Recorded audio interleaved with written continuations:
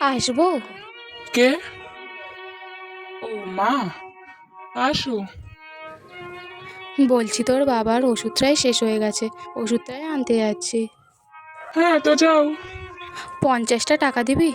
না না, এখন টাকা পয়সা হবে না। আর সবসময় ভিখারিদের মতো হাত পাতো কেন বলো তো? এখন হবে না, যাও তো।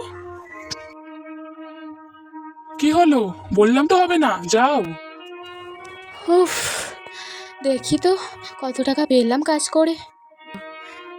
এটা তো সেরা 10 টাকা, রেখে দি, পরে কাজে আসবে। এই 150 টাকা দিয়ে বরঞ্চ বাবুর জন্য জামা প্যান্ট কিনে দেব। আর এই 100 টাকাটা দিয়ে আমার জন্য একটা ছাপা সুতির কাপড় কিনবো কম দামিতে। আর ব্লাউজটা আমি সেলাই করে পরবো। হ্যাঁ মা, মা, ও মা, তোমার কাছেও দেখছি টাকাও আসে। ও মা, মা আমাকে একটা ব্যাগ কিনে যাও না, যাও না, যাও। ঠিক আছে বাবা, দেখছি। না, আমার চাই চাই চাই চাই চাই। ঠিক আছে বাবা, কিনে দেবো। ইয়ে ইয়ে ইয়ে। আমার আর শাড়ি, ওই ছেঁড়া শাড়ি পরেই চালাবো। বাবুর জন্য বরঞ্চ একটা ভালো দেখে ব্যাগ কিনে দিই।